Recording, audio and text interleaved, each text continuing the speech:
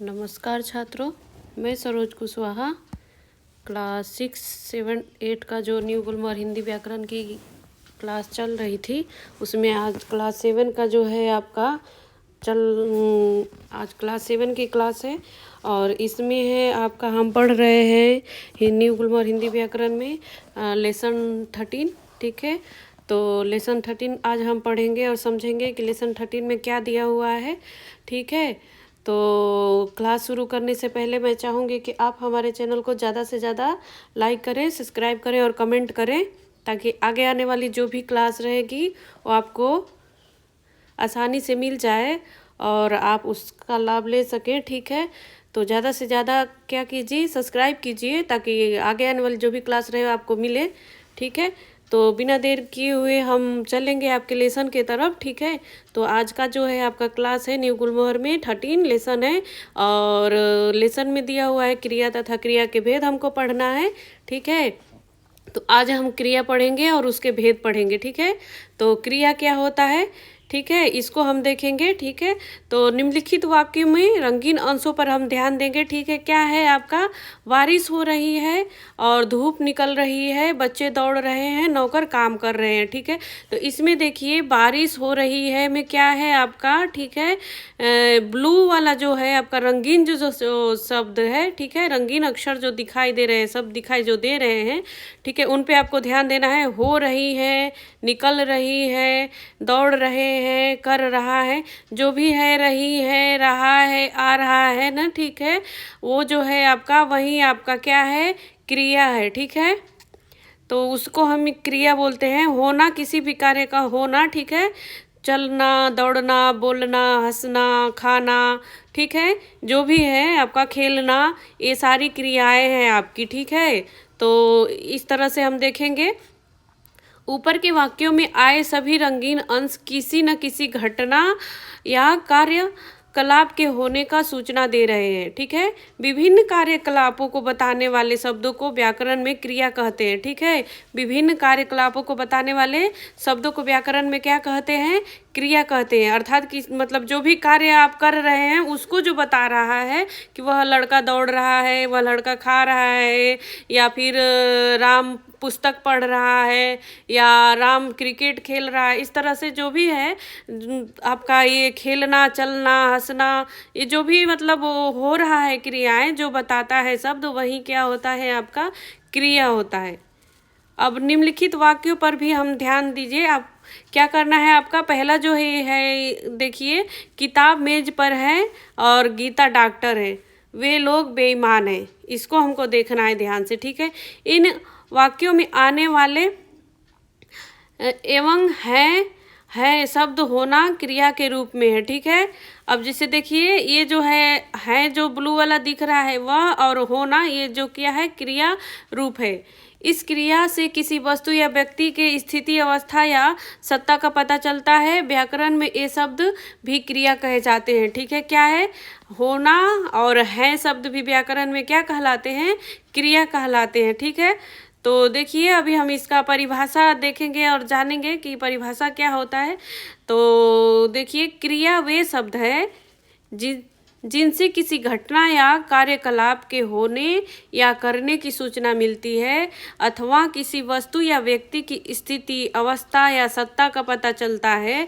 ठीक है, वही क्रिया है। ठीक है, क्या है, क्रिया वे शब्द हैं जिनसे किसी घटना, ठीक है, कोई घटना या कोई कार्यकलाप होने या करने की सूचना मिलती है। ठीक है, कोई कार्यकलाप होने या करने की सूचना मिलती है, अथवा किसी वस्तु या व्यक्ति की स्थिति, ठीक है, स्थिति और अवस्था या सत्ता का पता चलता है, वह क्या कहलाता है, क्रिया। ठीक है, अब देखेंगे क्रिया की रचना। तो क्रिया की रचना कैसे हुई है इसको हम जानेंगे कि क्रिया की रचना कैसे हुई है। तो पढ़ना क्रिया में विभिन्न रूपों पर ध्यान दीजिए। पढ़ना क्या है, एक क्रिया है और उसके विभिन्न रूपों पर हमको ध्यान देना है। क्या, पहला है वह किताब पढ़ रहा है। ठीक है, क्या है, वह किताब पढ़ रहा है। मैं रोज रामायण पढ़ता हूँ। क्या है, मैं रोज रामायण पढ़ता हूँ, अब वह नहीं पढ़ेगा, तुम्हें रोज पढ़ना चाहिए। और मैं शाम को पढ़ लूँगा, मैं उससे किताब पढ़वा रहा हूँ। अब इसमें हमको क्या देखना है कि इसमें क्या है, पढ़ने पे है, ठीक है। पढ़ने पे इतनी सारी क्रियाएं हैं, ठीक है। पढ़ना क्रिया के विभिन्न रूप, मतलब कितने सारे रूपों में पढ़ने को, कितनी सारे रूपें हैं क्रिया की, ठीक है। पढ़ने पे सिर्फ तो पढ़ रहा है, पढ़ेगा, पढ़ लूँगा, पढ़ता हूँ, पढ़ना चाहिए, पढ़वा रहा हूँ। इतनी सारी जो है पढ़ने पे सिर्फ क्रियाएं हैं, ठीक है, पढ़ने के लिए। अब देखेंगे हम इन वाक्यों में आने वाले क्रिया के सभी रूपों में पढ़ अंश समान रूप से आ रहा है, ठीक है। इसी अंश क्रिया के मुख्य अर्थ पढ़ना का पता चलता है, ठीक है। व्याकरण में इसको मुख्य क्रिया या धातु कहते हैं। किसको? जो पढ़ना शब्द है व्याकरण में, इसको मतलब पढ़ना, लिखना, चलना, बोलना, इसको क्या कहते हैं हम?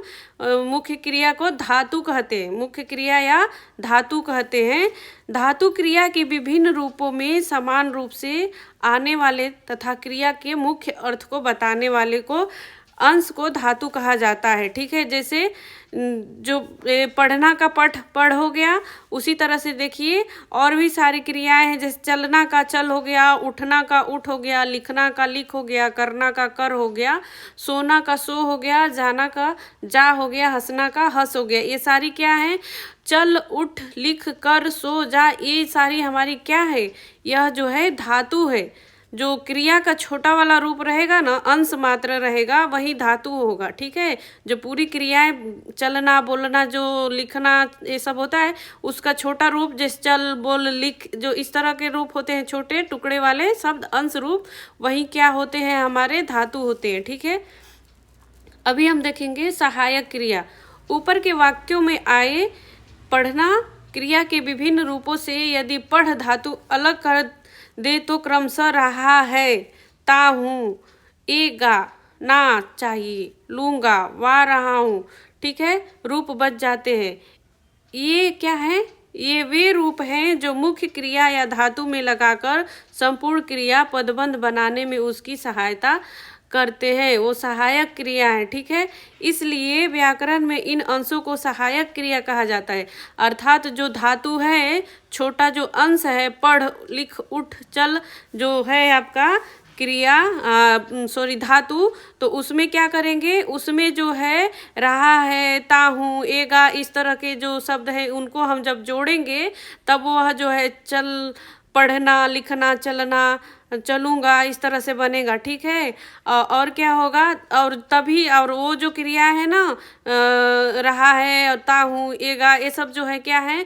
यह जो है एक सहायक क्रिया है। सहायक क्रिया है, वह जो है धातु में लग करके क्रिया को कंप्लीट करता है, ठीक है। अतः सहायक क्रिया क्रिया का वह अंश है जो मुख्य क्रिया या धातु में लगाकर क्रिया पदबंध की रचना करता है। क्रिया को, जो क्रिया का पदबंध है उसको कंप्लीट करता है, ठीक है। आगे चलेंगे, देखेंगे हम आगे क्या है।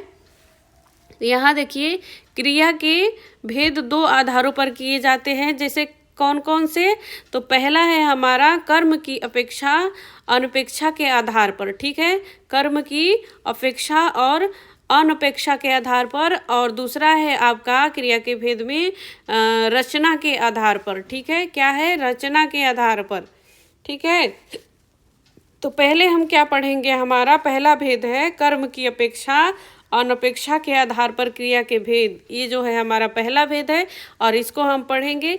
तो इस आधार पर क्रिया के दो भेद किए जाते हैं, जैसे कि सकर्मक क्रिया तथा अकर्मक क्रिया, ठीक है। क्या किए जाते हैं? दो भेद। कर्म के आधार पर क्रिया के कितने भेद होते हैं? दो। कौन कौन से?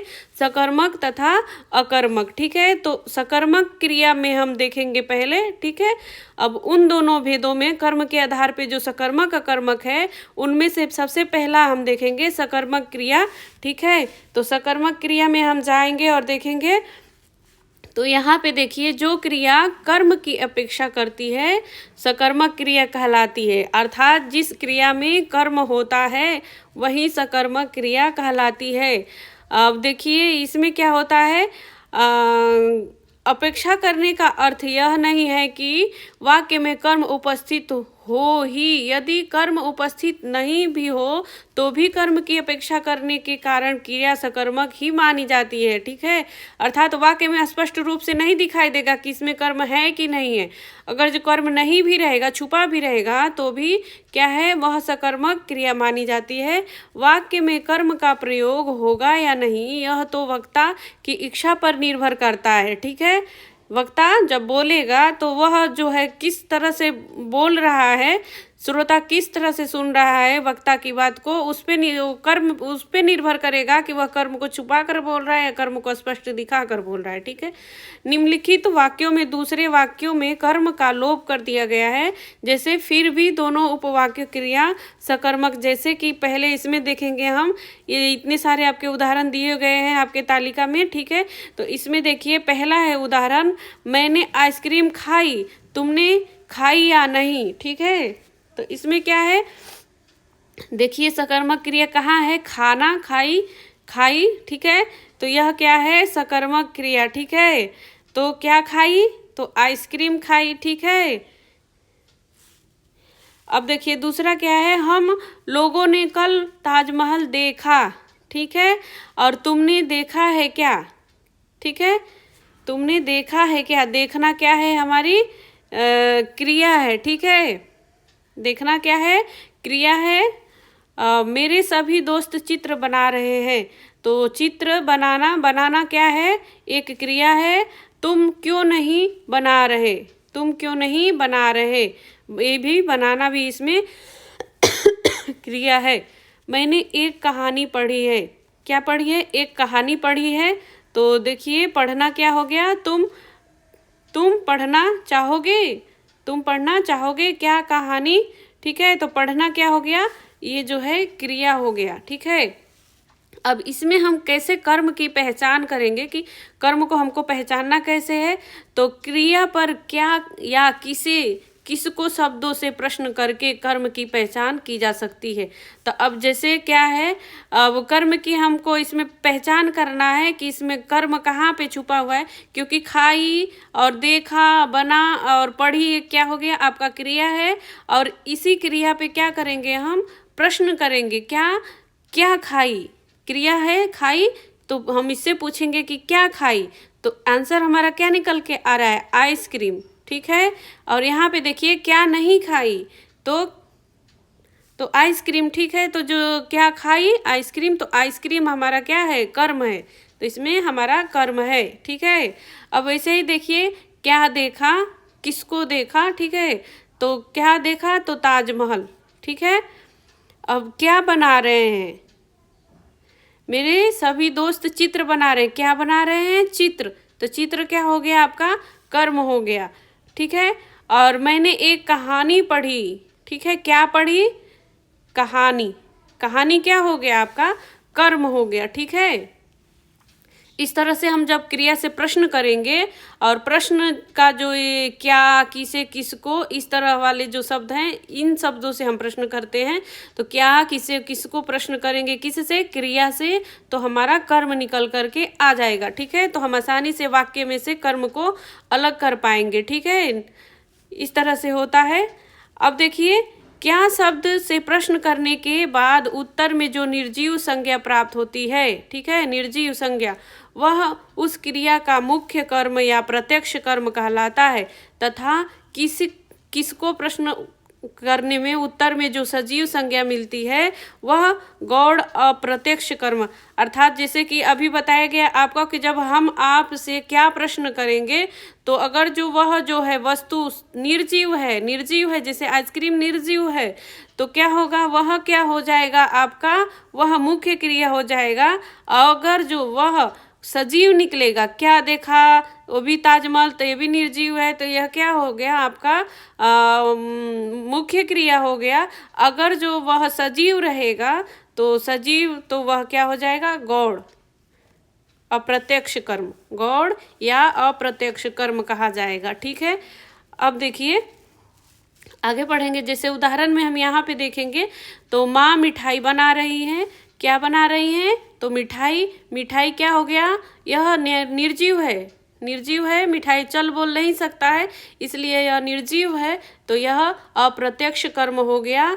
और क्या हो गया आपका? मुख्य कर्म हो गया। ठीक है, मुख्य या अप्रत्यक्ष कर्म हो गया। ठीक है, मुख्य या प्रत्यक्ष कर्म हो गया।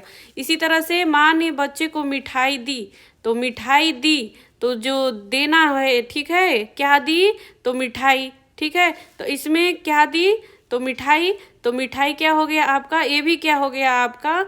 यह भी निर्जीव हो गया। तो यह मुख्य कर्म हो गया, प्रत्यक्ष कर्म हो गया। ठीक है, अब देखिए, किसे दी? तो बच्चों को दी। किसे दी? बच्चों को दी। उत्तर में बच्चों को निकल करके आ गया। ठीक है, तो बच्चों को क्या हो गया? अप्रत्यक्ष कर्म हो गया।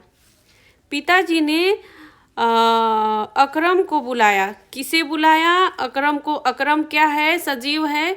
बच्चे को क्या था? सजीव था। इसी तरह से अकरम भी सजीव है, और इसीलिए जब सजीव हो जाएगा तो वह क्या हो जाएगा? गौण कर्म हो जाएगा, अप्रत्यक्ष कर्म हो जाएगा। ठीक है, इस तरह से देखेंगे आगे।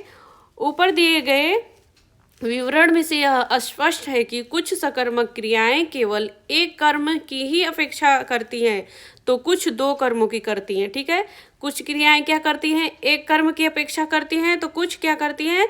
द्विकर्मक होती हैं। ठीक है, इस आधार पर इनको दो भेद किए जाते हैं। पहला क्या है? एक कर्मक, और दूसरा क्या है? द्विकर्मक। तो इसमें हम पढ़ेंगे कर्म के आधार पे अभी चल रहा है, आपको ये ध्यान रखना होगा। कर्म के आधार पे कितना क्रिया? सकर्मक, अकर्मक, और सकर्मक क्रिया में भी कितने होते हैं? एक कर्मक और द्विकर्मक, अर्थात उसमें एक कर्म रहेगा उस वाक्य में, या फिर दो दो कर्म रहेंगे। ठीक है, तो इस तरह से हम पहले एक कर्मक पढ़ेंगे। जो सकर्मक क्रिया केवल एक कर्म की अपेक्षा करती है वह एक कर्म कहलाती है। जैसे वह गाना गाएगी।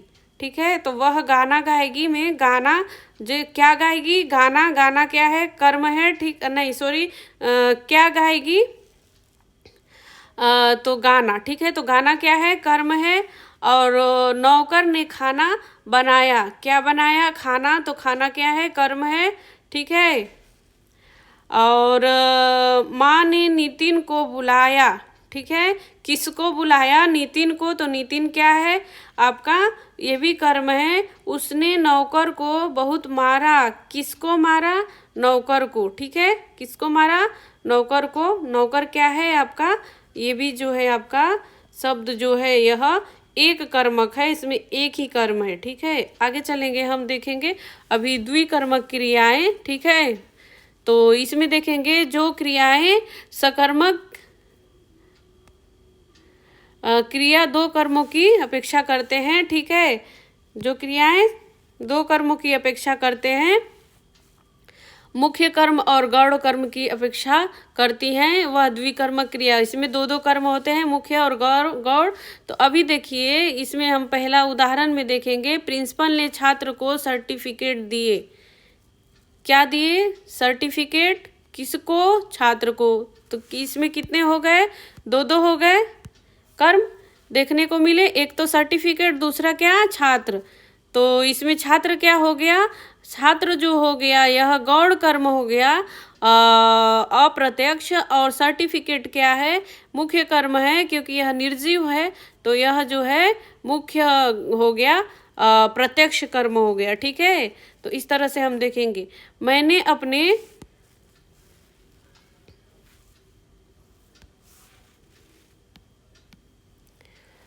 देखिए यहाँ पे, मैंने अपने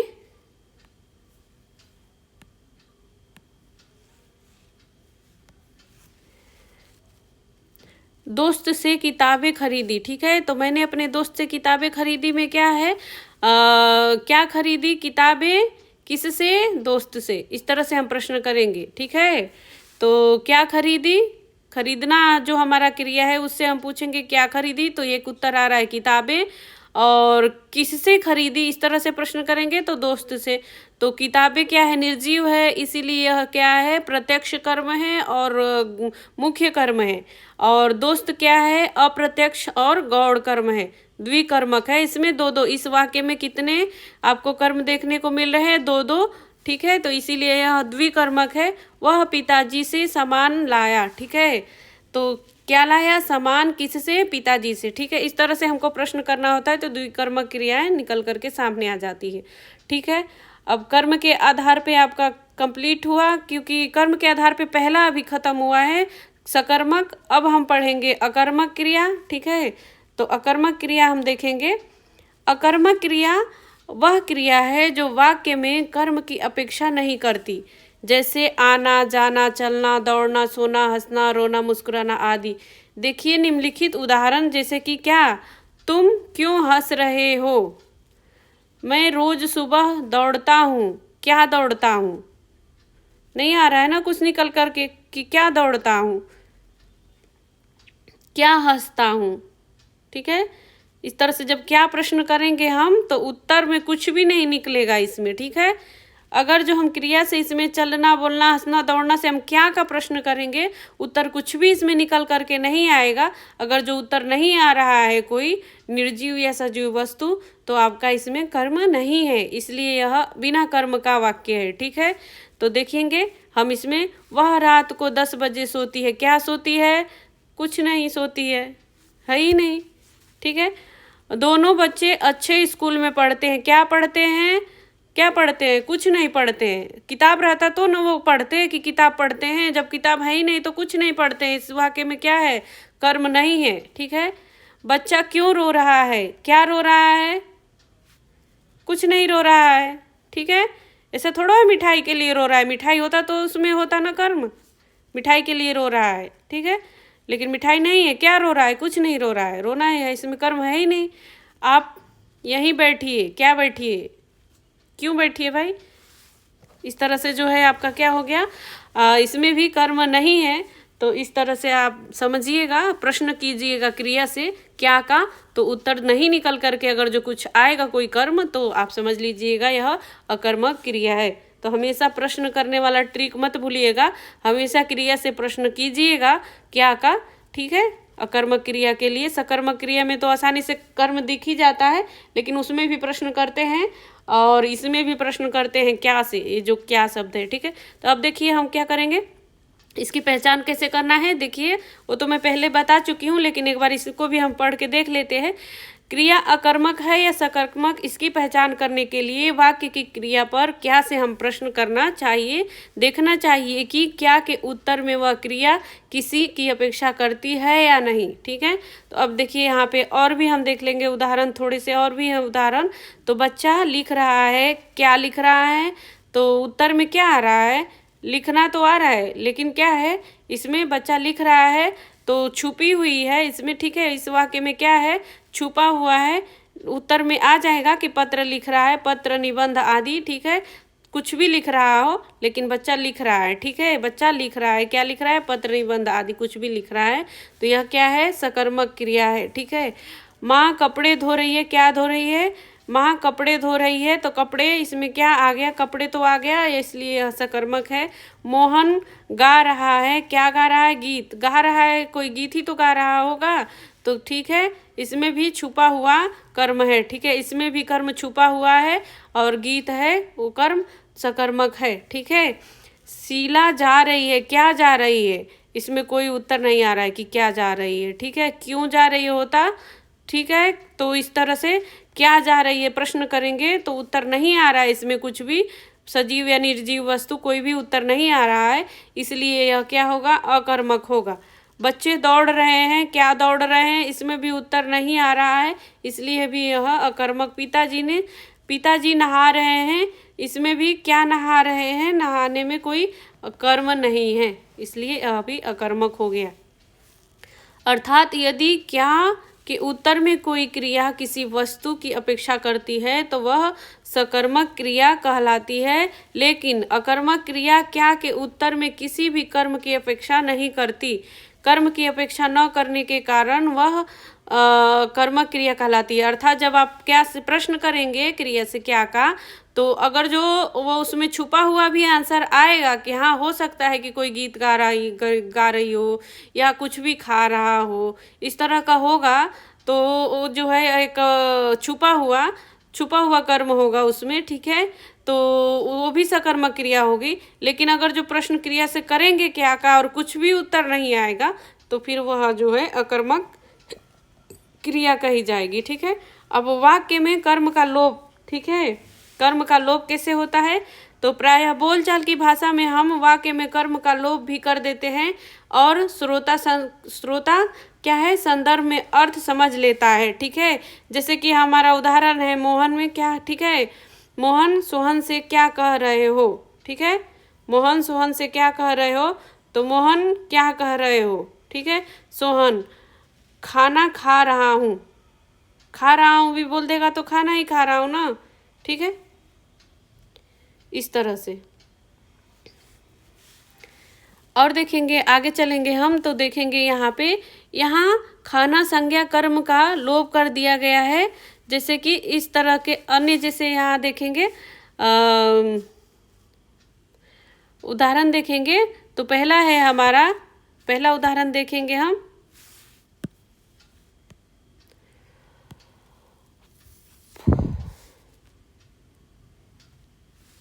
तो हमारा उदाहरण है यहाँ पे देखिए, बच्चे लिख रहे हैं। ठीक है, उदाहरण है बच्चे लिख रहे हैं। तो कुछ लोगों का यह भी भ्रम है कि क्रिया को सकर्मक तभी कहा जाएगा जब वाक्य में कर्म उपस्थित हो। वाक्य में कर्म आएगा या नहीं यह तो वक्ता की इच्छा पर निर्भर करता है। ठीक है, तो यह जो है आप पहले ही पीछे पढ़ चुके हैं कि उसमें छुपा रहेगा, लोप रहेगा। ठीक है, उसमें लोप मतलब छुपा रहेगा कर्म। ठीक है, तो भी वह सकर्मक क्रिया ही रहेगी, उसमें लिखा हुआ नहीं दिखेगा, लेकिन कुछ तो इशारा कर रहा होगा कि हाँ हो सकता है कि इसमें ये चीज़ कर रहा हो। ठीक है, तो जो है आपका उसमें कर्म छुपा रहेगा उस वाक्य में, तो भी वह सकर्मक क्रिया रहेगी। अगर कर्म बिल्कुल ही नहीं रहेगा, कोई इशारे मात्र में भी नहीं रहेगा, तो वह जो है अकर्मक क्रिया होती है। जैसे कि अभी देखिए ध्यान रखने योग्य कुछ बातें में देखिए, सकर्मक या कर्मक होने क्रिया का गुण है। यदि कोई क्रिया सकर्मक है तो वह हमेशा सकर्मक ही रहेगी और अकर्मक है तो अकर्मक ही रहेगी। वाक्य में कर्म आया है या नहीं आया है, इससे क्रिया का सकर्मकता और अकर्मकता प्रभाव नहीं होता। क्रिया के सकर्मक होने का शर्त यह नहीं है कि वाक्य में कर्म आया या नहीं, बल्कि यह है कि कर्म की अपेक्षा करती है या नहीं। ठीक है, कर्म की अपेक्षा उसमें हो रही है या संकेत मात्र भी मिल रहा है या नहीं। ठीक है, अपेक्षा करना मतलब संकेत मिलना। तो रचना के आधार पर क्रिया के भेद हम पढ़ेंगे। इस आधार पर क्रिया के भेद में हम देखेंगे रचना के आधार पे, अभी क्या था, कर्म के आधार पर क्रिया का भेद हो गया आपका। ठीक है, अब इसके बाद से क्या होगा, रचना के आधार पर क्रिया के भेद क्या होते हैं, तो इसको जो है हम नेक्स्ट क्लास में लेंगे, क्योंकि क्लास जो है बड़ी हो जाएगी तो आपको फिर समझ में नहीं आएगा। तो आज के लिए बस इतना ही, और हमारे चैनल को ज़्यादा से ज़्यादा लाइक कीजिए, सब्सक्राइब कीजिए, कमेंट कीजिए और ध्यान से पढ़ते रहिए। और 2 पार्ट में जाएगा क्लास, तो आप पिछली वाली क्लास देखें तो ही मतलब आपको समझ में आएगा। तो देखते रहिए और बने रहिए।